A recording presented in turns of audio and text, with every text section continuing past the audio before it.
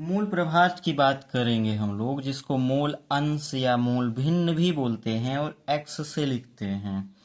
अच्छा, मैंने आपको बताया था कि सांद्रता के सभी पदों की परिभाषा लिखते समय कभी हम लोग हर को एक करते हैं, जैसे मोलरता, नॉर्मलता, मोललता, और कभी हर को 100 करते हैं। 100 करते हैं हम लोग प्रतिशत वाली सांद्रता में।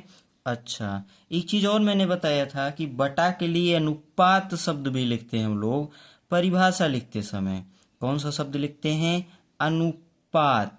तो अब देखो, मूल भिन्न ही वह पद है जिसके लिए हम लोग अनुपात शब्द लिखेंगे। अनुपात शब्द लिखेंगे, अब समझते हैं कैसे। देखो, एक्स ए का मतलब है ए की मूल भिन्न, एक्स बी का मतलब है बी की मूल भिन्न। अपने विलयन में दो घटक माने हमने ए और बी। तो एक्स ए का फार्मूला मिला एन ए बटा N A plus N B. N A है ए का mole, N A plus N B है बी का mole. N A plus N B का मतलब है कुल मोल। तो हम बोलेंगे ए की जो मोल भिन्न है, ए के मोल और कुल मोलों का अनुपात होती है। ऐसे ही लिखेंगे हम लोग परिभाषा। तो हम लोग बी की मोल भिन्न लिखेंगे तो परिभाषा लिखेंगे बी की मोल और कुल मोलों का अनुपात बी की मोल भिन्न होती है। अब अगर किसी अवयव के लिए लिखें हम लोग, तो हम बोलेंगे कि किसी विलयन में किसी अवयव का जो मोल प्रभाज या मोल भिन्न होता है, उस अवयव का मोल और कुल मोलों का अनुपात होता है। परिभाषा मैंने लिख दिया, ए के मोल व कुल मोलों का अनुपात। अगर ए की जगह हम लोग परिभाषा लिखते समय अवयव शब्द लिखेंगे, तो जिस अवयव की मोल भिन्न निकालना होगा उसका मोल ऊपर और नीचे कुल मोल। तो लिखेंगे हम लोग किसी अवयव की मोल भिन्न उस अवयव के मोल और कुल मोलों का अनुपात होती है। ठीक, ये मात्रकहीन है क्योंकि ऊपर भी मोल और नीचे भी मोल। इतनी बात समझ में आई।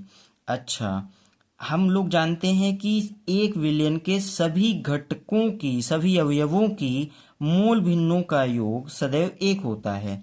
अगर अपने विलयन में दो घटक हैं ए और बी, तो उन दोनों की मोल भिन्नों का योग एक होगा, x A plus X B बराबर एक। अगर तीन अवयव होते, एक अवयव और सी भी होता, तो हम लिखते X A plus X B plus X C बराबर 1। उदाहरण पूछेगा, चूंकि बोर्ड में पूछा गया है, उदाहरण सहित परिभाषित कीजिए। तो उदाहरण लिखते समय हम लोग इसमें मोललता का यूज लेते हैं। जैसे एक मोलल विलयन का अर्थ हम लोग पीछे पढ़ चुके हैं कि विलेय का एक मोल हो जाएगा और विलायक हो जाएगा 1000 ग्राम या फिर 1 किलोग्राम। तो विलायक हम लोग जल लेंगे तो ग्राम है, उस जल के अणुभार से भाग देंगे तो जल के मोल आ जाएंगे। जल के मोल आने के बाद यहाँ पे हम लोग जल का अणुभार लेंगे, मतलब 18 से भाग देंगे 1000 में, तो फाइनली अपने को विलायक यानी जल का मोल पता चल जाएगा। फिर उसके बाद हम मोल भिन्न के लिए फॉर्मूला लगाएंगे, तो ऊपर आएगा विलेय का मोल जो कि एक पता है बटा कुल मोल, मतलब विलायक और विलेय। विलायक का मोल जब इसको हम लोग सॉल्व करेंगे 1000 बटा 18 को, तो आएगा 55.56। इसको हल करेंगे, फाइनली आएगा 0.018।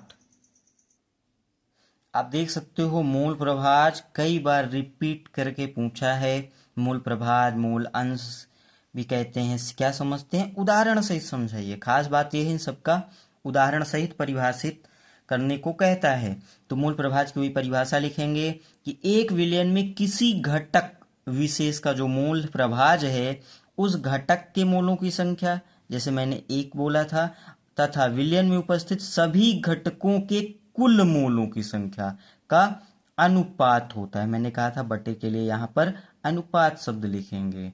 ठीक है, अब अगर हम लोग इसका फॉर्मूला लिखेंगे तो उसी घटक के लिए जो मोल प्रभाज होगा, उस घटक के मोल और विलयन में उपस्थित कुल मोलों की संख्या के बराबर हो जाएगा।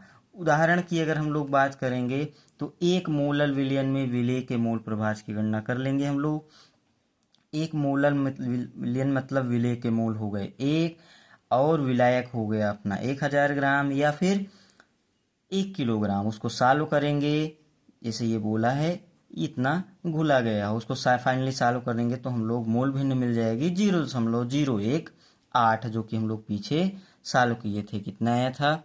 0.018 8। ठीक है,